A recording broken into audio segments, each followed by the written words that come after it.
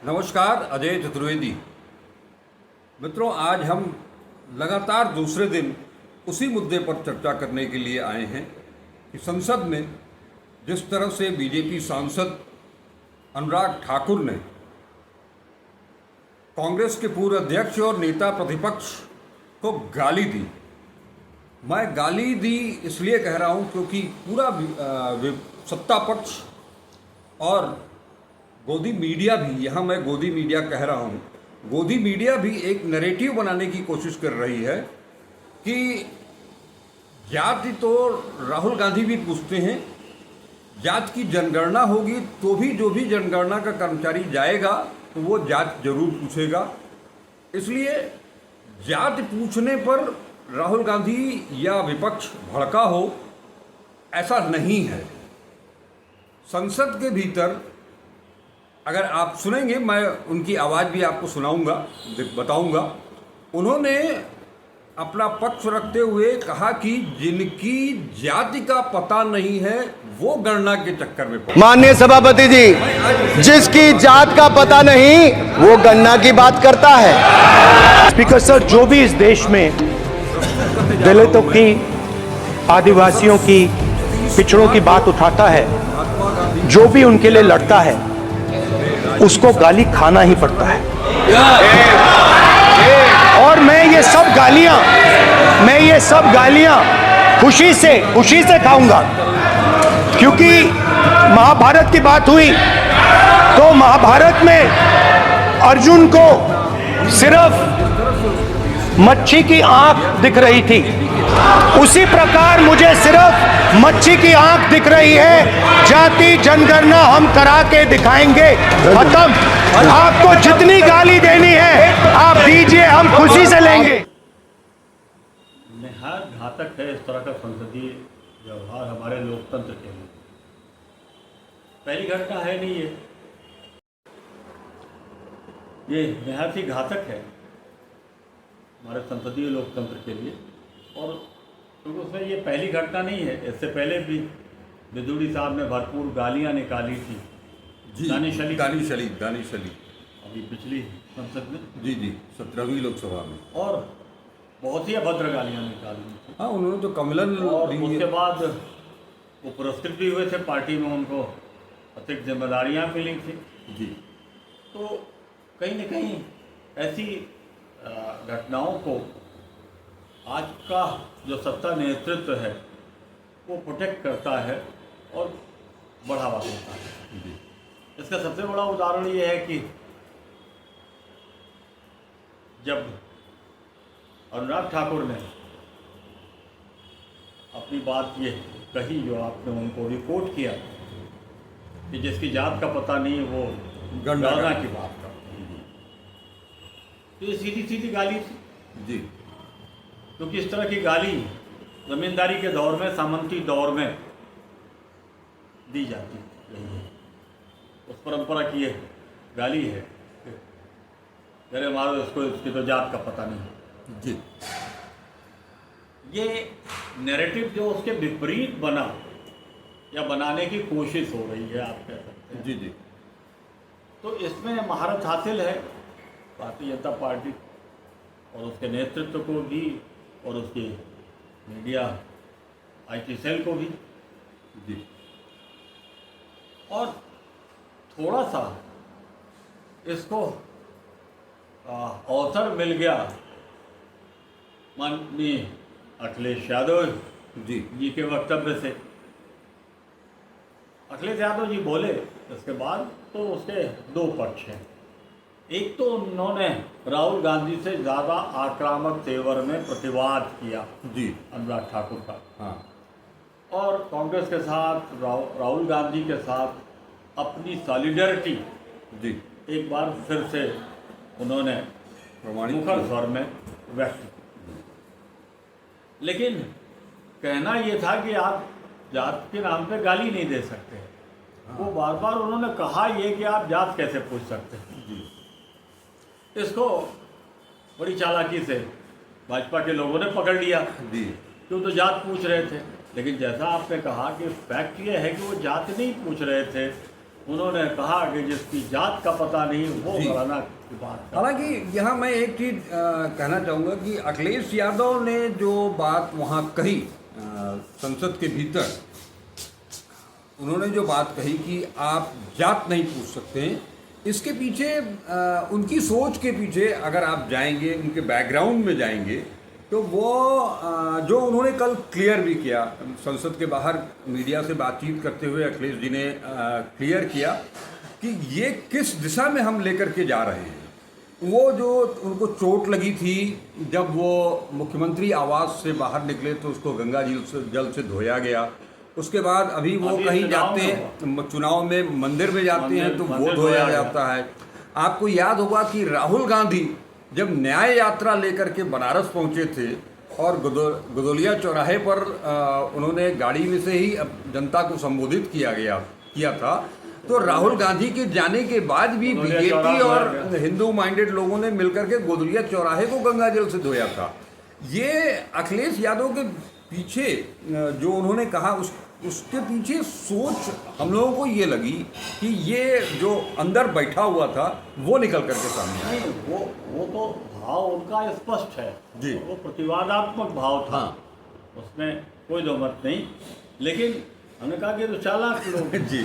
इन्होंने उसका उपयोग इस तरह से किया और उसको मीडिया और सोशल मीडिया के थ्रू इस तरह से प्रचारित किया। इवन प्रिंट मीडिया में मैंने देखा कि जो वर्जन है अनुराग ठाकुर का वो नहीं आया, नहीं, वो वर्जन ही नहीं आया। न, तो इट वॉज वेल मैनेज्ड। जी। मीडिया को अच्छी तरह से मैनेज किया गया था।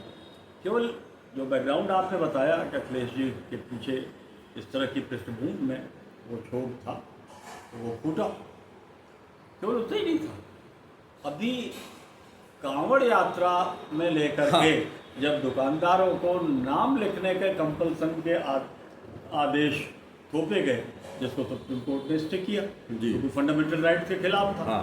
वायलेशन ऑफ फंडामेंटल राइट था। जी।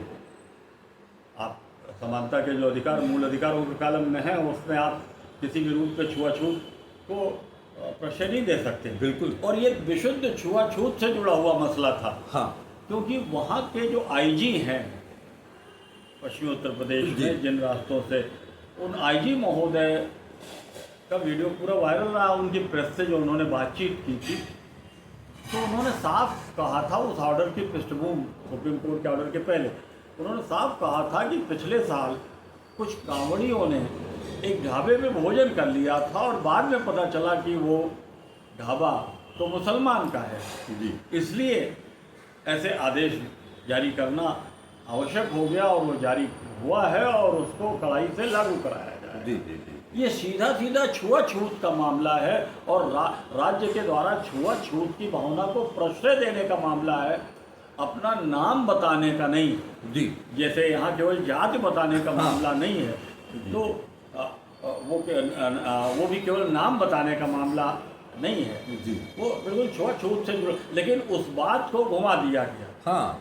एक नया नैरेटिव कर दिया गया।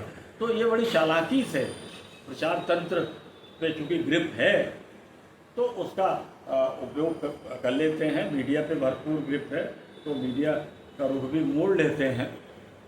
तो ये दोनों ही घटनाओं में ऐसा हुआ। हम यहाँ एक चीज़ और जानना चाहेंगे आपसे कि अनुराग ठाकुर ने संसद के भीतर जो कहा, विपक्ष की तरफ से उसका जोरदार प्रतिकार हुआ। अखिलेश यादव खड़े हुए एग्रेसिव मूड में, उन्होंने पीठासीन अध्यक्ष जो भी थे उस समय जगदम्बिका पाल जी थे, उनसे उन्होंने सवाल किया और पीठासीन अधिकारी जो थे उन्होंने बाकायदे कहा कि हम आपकी बात को स्वीकार करते हैं और मैं देख करके इसको कार्यवाही से अलग कर दूंगा। और उन्होंने कहा भी कि संसद के भीतर कोई किसी की जात नहीं पूछेगा। बावजूद इसके वो सारी बातचीत जो एक तरह से असंसदीय कही जाएगी, जिसे हम लोग गाली के रूप में लेकर के चल रहे हैं, उसे स्पंज किया गया। बावजूद इसके प्रधानमंत्री जी वो पूरा वीडियो ट्वीट कर देते हैं और पब्लिक डोमेन में ले आ देते हैं उसको। वो आपराधिक कृत्य है, विशुद्ध आपराधिक कृत्य है। कोई मुकदमा अनुराग ठाकुर के बोलने पर नहीं चल सकता। हाँ। तो संसद में बोला था उन्होंने, और सांसदों के संसद के भीतर बोलने के अपने विशेषाधिकार हैं। जी। लेकिन संसद में जिस वाक्य को अवांछनीय मानते हुए आसन ने निरसित कर दिया कार्रवाई से, हाँ। उसे वांछनीय मानते हुए उसकी तारीफ करते हुए प्रधानमंत्री ने उसको सोशल मीडिया के माध्यम से पब्लिक डोमेन में डाला। जी। ये सीधा मसला है मानहानि के केस का, और ज़बरदस्त मसला है। और अगर कोई केस होता है तो फिर राहुल गांधी बचा सकते हैं, दूसरा कोई नहीं बचा सकता। हाँ, इससे जुड़ा एक प्रकरण आज आया भी है। जो पंजाब के पूर्व मुख्यमंत्री थे चन्नी साहब, उन्होंने विशेषाधिकार का मामला ले आया है, उसकी नोटिस भी दी है लोकसभा अध्यक्ष को। अब वो उस पर क्या निर्णय लेते हैं, हालांकि हाँ, विशेषाधिकार का मामला बनता है। अब आसन भी पक्षपातपूर्ण निर्णय लेते रहें तो आसन मानेगा कि नहीं मानेगा उसे, ये दीगर सवाल है। लेकिन संसद में हुई कार्रवाई, और वो कार्रवाई जिसे अवांछनीय मानते हुए संसद की कार्रवाई जो लिखित दर्ज होती है उससे निरसित कर दिया गया, उसे पब्लिक डोमेन में मान डालना, ये संसद के विशेषाधिकार का उल्लंघन है। जी, क्योंकि ये संसद की भी अवमानना है जी, और राहुल गांधी के तो है ही। हम थोड़ा सा आदर्श की भी बात कर लेते हैं।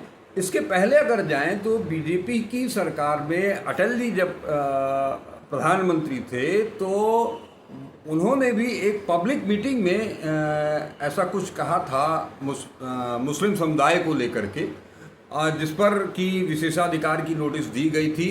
पहले उन्होंने अटल जी ने ये कहा कि नहीं, मैंने ऐसा कुछ नहीं कहा है, लेकिन जब वो रिकॉर्डिंग दिखी गई तो उन्होंने एक्सेप्ट किया कि ये गलत है, मैं ऐसा करना, ऐसे मुसलमानों कहना चाहता था। तो बाद में उसको ऐसे जोड़ा गया, और चूंकि वो उन्होंने अपनी गलती स्वीकार कर ली, इसलिए जो है वो उनको वहाँ पर माफ़ी भी मिल गई थी। अटल जी देश के एक बड़े सुप्रतिष्ठित संसदविद थे।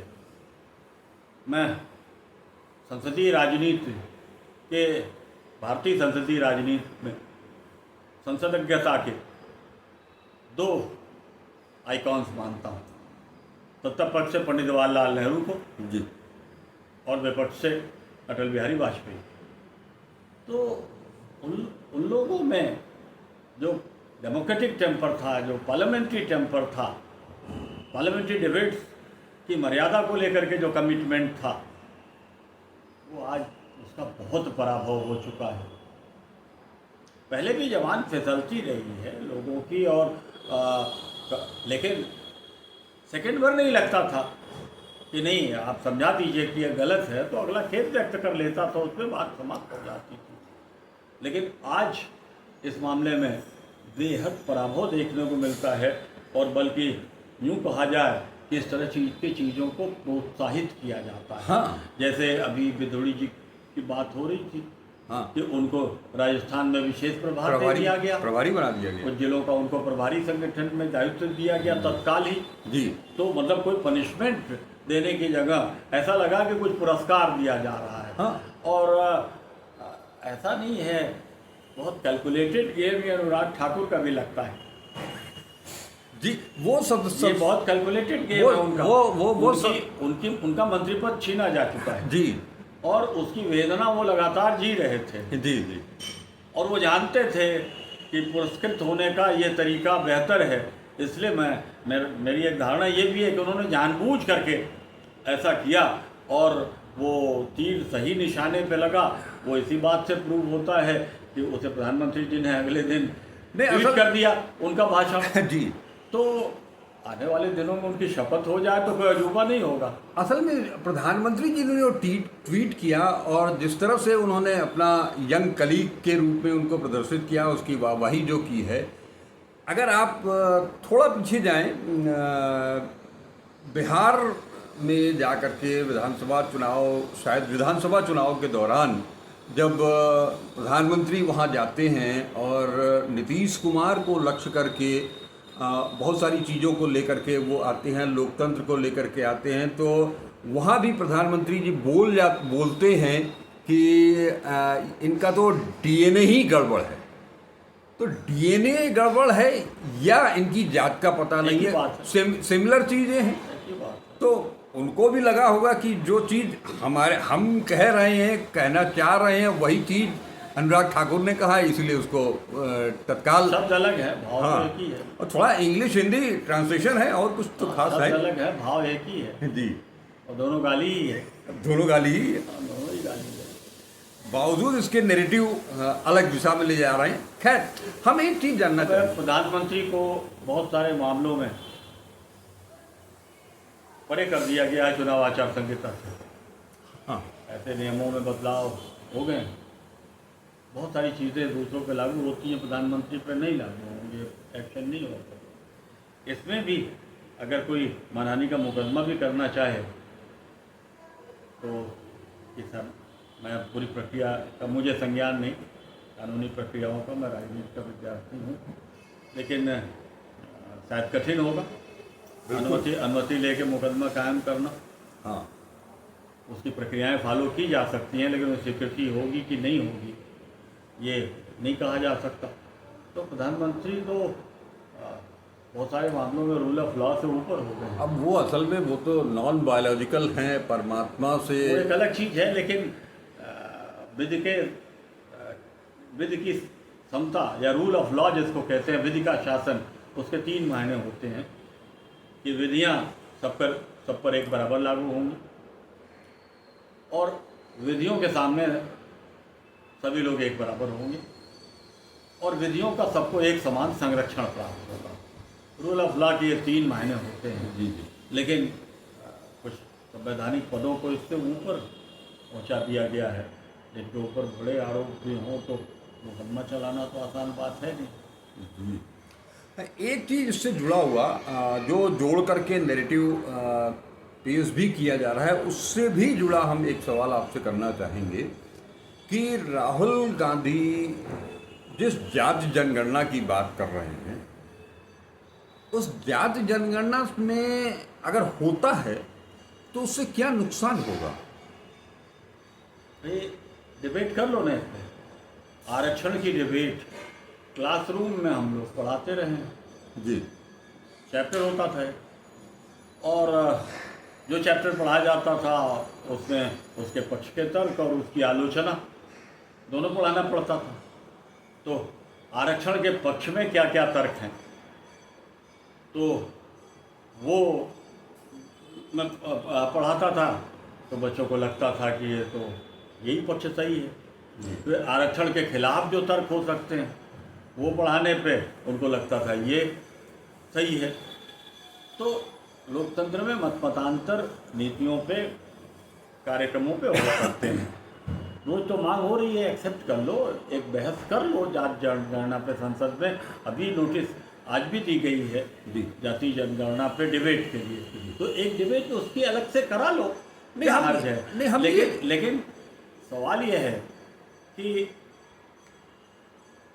अगर आप कहते हो कि ये विभाजक दृष्टि है, समाज को बांटने वाली दृष्टि है, तो संप्रदाय की राजनीति के आधार पे 80-20 में अगर समाज को आप बांटते हो तो वो कौन सी राजनीति है? वो भी विभाजनकारी है। और इससे अगर ज़्यादा घातक है। 80-20 ठीक है तो 85-15 क्यों नहीं ठीक है? तो ये डिबेटेबल विषय है। बिल्कुल।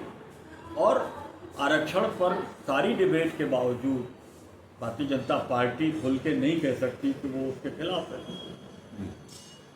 सारे दलों में आम सहमति है, फिर भी डिबेट कराना चाहते हो तो करा लो। अगर उसके खिलाफ हो तो खुल के बोलना पड़ेगा संसद हाँ। में, तो भाग क्यों रहे हो बोलने से? कराओ।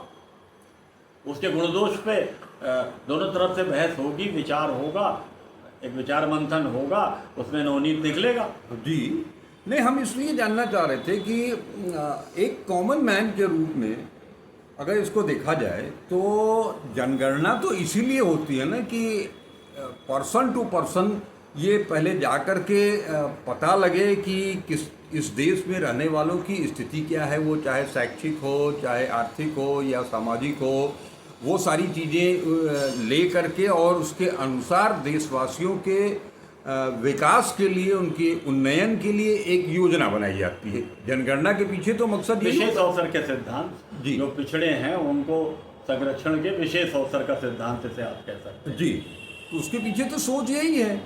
तो अगर कोई भी, आज राहुल गांधी इसकी डिमांड कर रहे हैं, इससे पहले गोपीनाथ मुंडे जो कि बीजेपी के सांसद हुआ करते थे, वो डॉक्टर मनमोहन सिंह की सरकार में 2011 में उन्होंने डिमांड की थी। बहुत सारे लोग उसके फेवर में आए, जनगणना हुई भी, जातिगत जनगणना, लेकिन उसको सार्वजनिक नहीं किया गया, बताया। अगर आप और पीछे जाएंगे, बिहार में तो सार्वजनिक हुआ जी, और उससे बहुत सारे मिथ टूटे, बहुत सारे लोग, जातियों को भ्रम था, हमारी संख्या इतनी है, हमारी संख्या इतनी है, उसमें एकदम अलग पिक्चर सामने आई। वही कह रहा हूँ कि अब जैसे कि ये भी है कि उन सबसे पहले जाति जनगणना इस देश में 1931 में हुई, जो कि ब्रिटिशर्स ने कराई। तो ये मान लिया गया कि वो उनका जो डिवाइड एंड रूल था, इसके लिए उन्होंने इसके तहत जाति जनगणना कराई। उसके बाद 51-52 में भी हुआ, वो भी सार्वजनिक नहीं, पहली बार आज़ादी के बाद 51-52 में हुआ।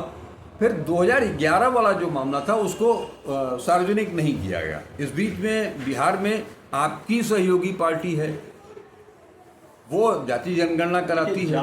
जाति की डिबेट भारतीय राजनीति में बिल्कुल एक अलग डिबेट है और शुरू से चली आ रही, और इसमें एक आम सहमति संविधान सभा से लेकर के अब तक देश में राजनीतिक स्तर पर है कि पिछड़ेपन का, जहाँ ये जाति से ही निर्धारित होता था कि इनका बेटा, इनका पोता क्या काम करेगा, तो पीढ़ी दर पीढ़ी जहाँ ये परंपरा चली आ रही थी, तो उसमें जाति को, पिछड़ेपन को निर्धारित करने का एक आधार माना जाएगा। इस पर न्यायपालिका, विधायिका और सारे राजनीतिक दल एक मत रहे हैं। जी, फिर जो व्यवहारिक, ये तो सैद्धांतिक बात हुई, फिर व्यवहारिक राजनीतिक जो प्रक्रिया है उसमें अगर आप देखें तो सिद्धांततः सभी जात के खिलाफ हैं। व्यवहार में क्या होता है, मोर देन 98% या 98% टिकट जातीय समीकरणों को देख करके सभी राजनीतिक दल निर्धारित करते हैं। बिल्कुल, कैबिनेट को जातीय गुलदस्ते की तरह सजाया जाता है। बहुत सारे बहुत सुयोग्य लोग मंत्री बनने से रह जाते हैं क्योंकि उनकी जात के कुछ बन चुके हैं, तो एक जात के बहुत ज़्यादा तो बनाए नहीं जा सकते। जी, ये कांग्रेस में ही नहीं, भाजपा या किसी की भी सरकार बनती है, सभी सरकारों में ये होता है। तो जाति तो हमारे यहाँ वर्ण व्यवस्था की बाई प्रोडक्ट है। अब इस पर तो एक अलग डिबेट हो सकती है। जी, जो प्लेटो ने सपना देखा था आइडियल स्टेट का रिपब्लिक में, जैसे उसने काल्पनिक कह करके छोड़ दिया था, बाद में सेकंड आइडियल अपना रचा था स्टेट्समैन में, उसमें बिल्कुल वर्ण व्यवस्था जैसी मिलती जुलती व्यवस्था की बात उसने की थी। और लेकिन उसे स्वप्नलोकी कह के बाद में उसने खुद ही खारिज कर दिया था या छोड़ दिया था। लेकिन जो वहाँ था वो यहाँ वर्ण व्यवस्था के रूप में लागू है हजारों साल से। जी, और मिटाए नहीं मिट रहा है। तो जातियों की अपनी एक भूमिका। अब जाति जो है कोई परंपरागत संस्था नहीं रह गई है। हाँ, जाति आधुनिकीकरण के साथ जो आधुनिक राजनीतिक संस्थाएं आई, जिसमें सबसे बड़ा है वयस्क मताधिकार और उसके आधार पर आने वाला जनप्रतिनिधित्व, इसके साथ जाति ने अपनी धुरी बना ली है। और जब कोई एक्सेल या धुरी, कोई मोटर चल रही है, तो आटे की चक्की उधर निष्क्रिय पड़ी है, लेकिन जब धुरी से उसको जोड़ दीजिए तो वो गतिशील हो जाती है। जी, तो जाति अब गतिशील संस्था है और जाति अब परंपरागत सामाजिक संस्था नहीं है, एक आधुनिक राजनीतिक संस्था बन गई है। बिल्कुल। जाति के आधार पर मतदान व्यवहार तय हो रहा है, जाति के आधार पर टिकट बन रहे हैं, जाति के आधार पर मंत्रिमंडल बन रहे हैं। और ये सब कुछ इसलिए हो रहा है कि आम आदमी का जाति मतदान व्यवहार निरंतर और कंसोलिडेट होता जा रहा है। खुल के उसकी बातें होती हैं। शुरुआती चुनावों में कानों में होती थी, दालान के भीतर होती थी, अब चौराहे पर लाउड स्पीकर लगा करके हुआ करती हैं। तो कुछ इस तरह से जात राजनीतिकीकृत हो गई है, जात अब आधुनिक संस्था हो गई है। इंटरकास्ट मैरिजेज भी होने लग गई हैं। इसके बाद भी जातिवाद बढ़ा है और सुविधानुसार जातिवाद का प्रयोग होता है। पंडित कमलापत त्रिपाठी की बड़ी बहू पार्लियामेंट में भी रही, सिंधी परिवार से आई जी लेकिन उन्होंने सिंधी राजनीति नहीं की, शी वॉज ब्राह्मण लीडर, क्योंकि उनको वो सूट करता था। जी जी पंजाबी फैमिली से शीला दीक्षित जी उमाशंकर दीक्षित की बहू बन करके आई। उन्होंने कोई पंजाबियत की राजनीति नहीं की, वो ब्राह्मण लीडर के रूप में इस्टेब्लिश हुई। किसी कांग्रेस के उम्मीदवार को ब्राह्मण लीडर की ज़रूरत होती थी चुनाव में तो बोरा जी को, शीला दीक्षित जी को भेजा जाता था।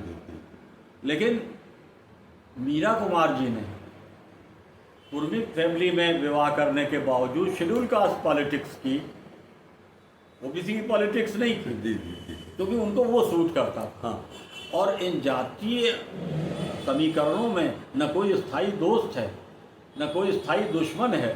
सत्ता की धुरी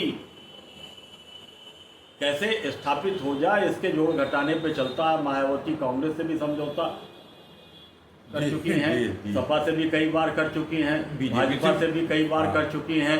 ओम प्रकाश राजभर जैसे लोग जो एक जाति की पॉलिटिक्स करते हैं, रोज इधर से उधर करते रहते हैं। शुरुआत में कांग्रेस के साथ खड़े दिखाई देते थे, रैलियां होती थी कांग्रेस के साथ, कांग्रेस नेताओं के साथ उनका, राहुल गांधी से डायरेक्ट बतियाते थे। फिर वो भाजपा के साथ गए, फिर सपा के साथ गए, फिर छोड़ करके भाजपा के साथ गए और फिर कब भाजपा को छोड़ देंगे कोई ठिकाना नहीं।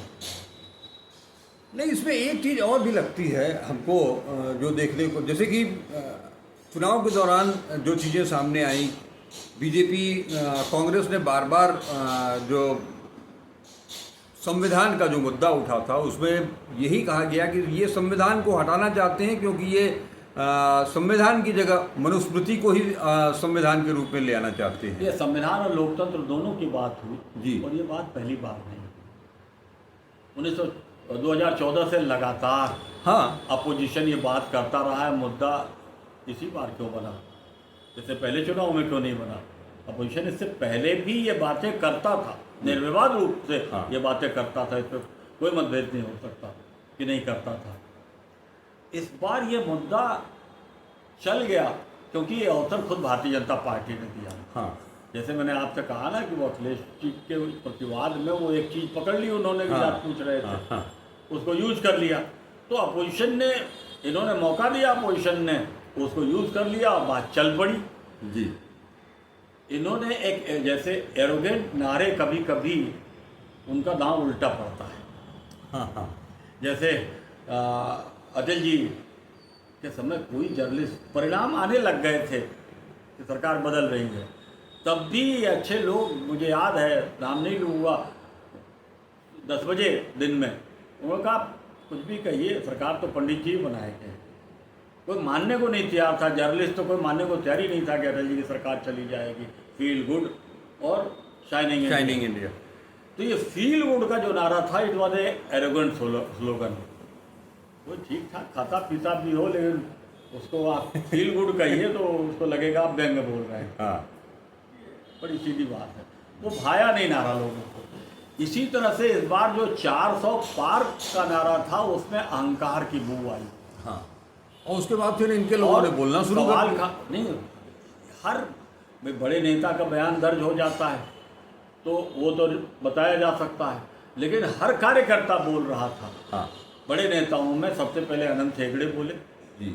अनंत हेगड़े के बाद फिर किरोड़ी लाल मीणा बोले, दिया कुमारी बोली, लल्लू मिर्धा बोली, लल्लू सिंह अयोध्या के सांसद बोले।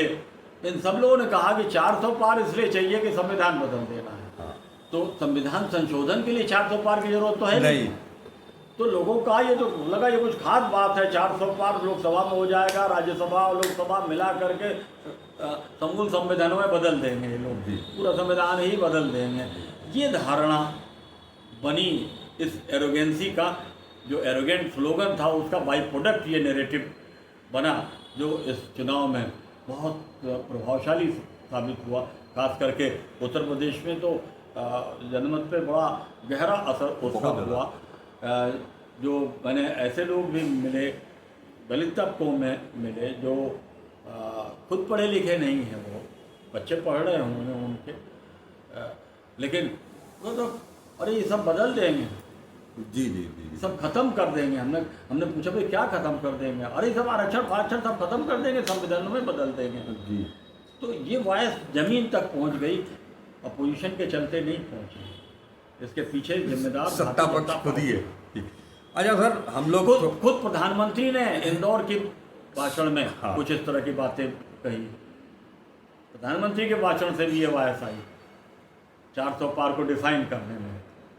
ठीक सर, हम लोगों ने एक लंबी बातचीत की, लेकिन हमारा जो मूल इशू था, मेन इशू था, जिस तरह से नेता प्रतिपक्ष को मैं फिर कहूँगा कि वो जाति नहीं पूछी गई, बल्कि उनको जो गाली दी गई और उसके बाद का जो सिनेरियो है उसका कहीं कोई एक सर्वमान्य हल निकलता हुआ दिखाई दे रहा है आपको? इसका क्या परिणत हो सकती नहीं, है? वो तो कोई दूर दूर तक ऐसी बात दिखाई नहीं दे रही। और राहुल गांधी ने बेशक एक बड़प्पन का परिचय दिया और उनके एलाई मित्र जो हैं उन्होंने उनके पक्ष में एक आक्रामकता दिखाई, अखिलेश यादव जी ने। लेकिन राहुल गांधी ने शालीनता से कहा कि हम अपने इशू पे कायम हैं और इसके लिए हम गालियाँ सुनने को तैयार हैं, मुझे किसी माफी की भी दरकार नहीं है जी जी जी। और हम ऐसी गालियाँ सुनने के लिए तैयार हैं। तो वो एक ग्रेसफुल बयान था। तो उसके बाद सत्ता पक्ष की तरफ से तो जब प्रधानमंत्री ट्वीट कर रहा है तो बाकायदा उस बयान को प्रोत्साहन मिल रहा है। वो ट्वीट करना एक तरह का प्रोत्साहन था जिसमें उन्होंने तारीफ की है जी। ऐसा बोलने वाले अपने सांसद की। लेकिन वो भूल गए कि ये कार्रवाई तो अवांछनीय मानते हुए इस बयान को, ये बयान निरसित किया जा चुका है संसद की कार्रवाई से। लेकिन हमने जैसा पहले भी आपसे कहा कि मर्यादाएं अब टूट रही हैं। भारतीय जनता पार्टी की बात करिए तो भारतीय जनता पार्टी वो नहीं रही जो अटल जी के इरा तक थी। उस समय तक एक स्लोगन यूज़ होता था भारतीय जनता पार्टी में और बड़े फ़ख्र से होता था। वो स्लोगन था we are party with the difference, याद होगा जी जी। खूब दोहराया जाता था we are party with the difference, हम औरों से अलग हैं क्योंकि हम मूल्य परक राजनीति करते हैं। हाँ। ये बार बार कहा जाता था। तो मैं कभी कभी राजनीति के विद्यार्थी के नाते सोचता था कि भाई क्यों कहते हैं ऐसा लोग, लेकिन गहराई से जब सोचता था तो मुझे लगा कि ठीक ही कहते हैं। क्योंकि अटल जी ने 13 दिन में अपनी सरकार गिरा ली, 13 महीने में अपनी सरकार गिरा ली, लेकिन वो काम नहीं किया जो उनसे पहले अपनी सरकार को बचाने के लिए पीवी नरसिंह राव साहब ने, कांग्रेस की प्रधानमंत्री थे, उन्होंने किया था, जिसको लेकर के मुकदमे भी चले। जी जी। वो काम अटल जी ने नहीं किया। तो कह सकते थे कि we are party with the difference. और जो प्रतिष्ठा का और प्रभाव का, दल के भी प्रभाव का जो पराभव हुआ नरसिंह राव जी और उनकी और कांग्रेस पार्टी का, वो उसके चलते उस समय हुआ। 96 के इलेक्शन में पराभव हुआ।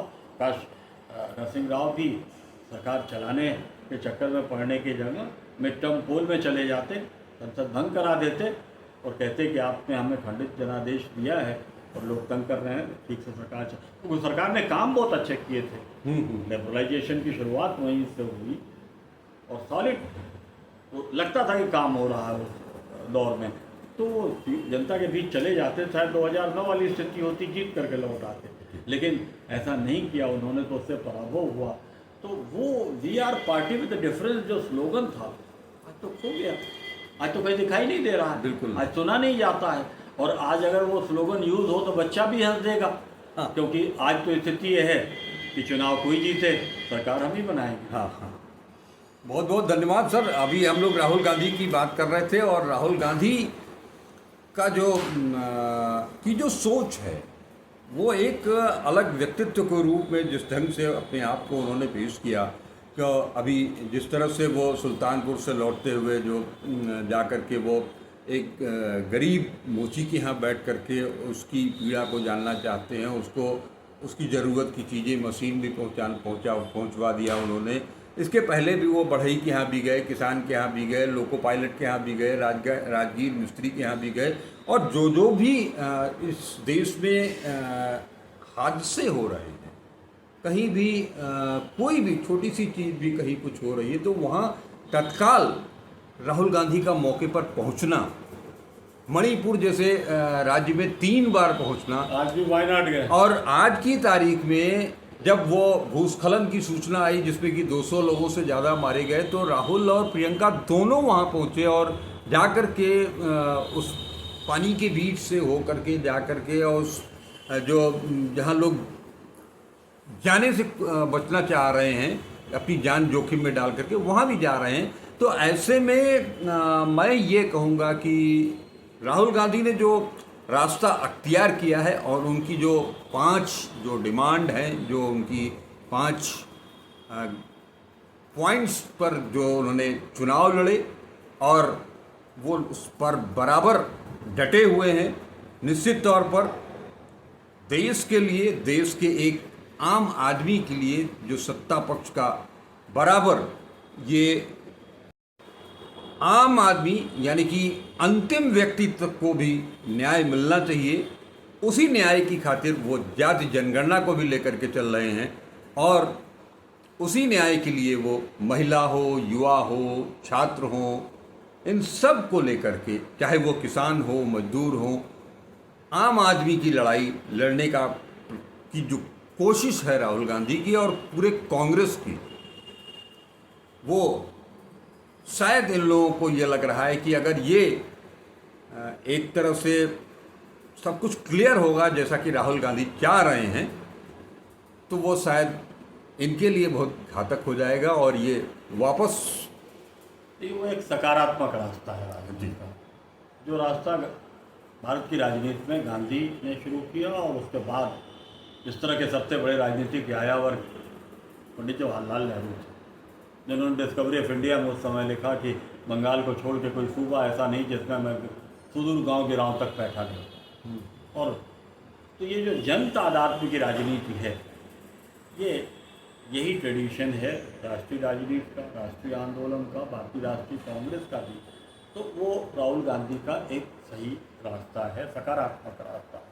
दिक्कत उसका लाभ भी है, वो खाली संविधान के मुद्दे पे ये जो परिवर्तन आया कि भारतीय जनता पार्टी की सरकार भारतीय जनता पार्टी की सरकार नहीं रह गई, एनडीए की सरकार है आज।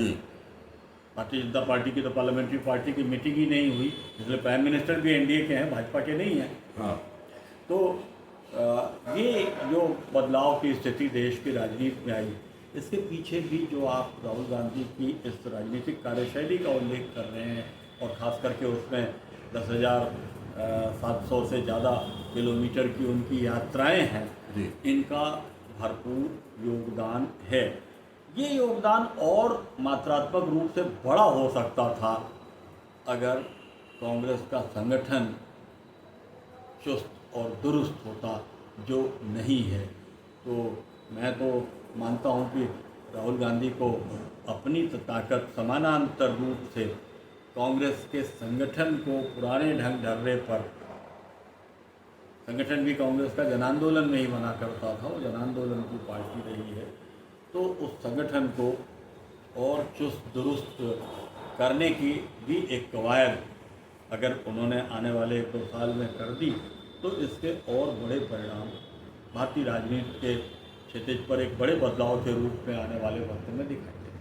जी, बहुत बहुत धन्यवाद सर आपका। बहुत लंबी बातचीत हम लोगों ने की इस मुद्दे पर, बड़ा अच्छा लगा। आपने बहुत सारी जानकारियां ऐसी दी मुझे और मेरे दर्शकों को कि वो जनहित के लिए बहुत लाभकारी होगा। इन शब्दों के साथ आप सब दर्शकों को, हमारे सारे सब्सक्राइबर को ये वीडियो कैसा लगा, ये आप अपना कमेंट बॉक्स में ज़रूर बताइएगा। वीडियो को लाइक कीजिएगा, वीडियो को पूरा देखिएगा ज़रूर। और अब तक अगर @अजय चतुर्वेदी 842 यूट्यूब चैनल को अब तक सब्सक्राइब नहीं किया है तो उसे सब्सक्राइब जरूर करें। नमस्कार, अजय चतुर्वेदी।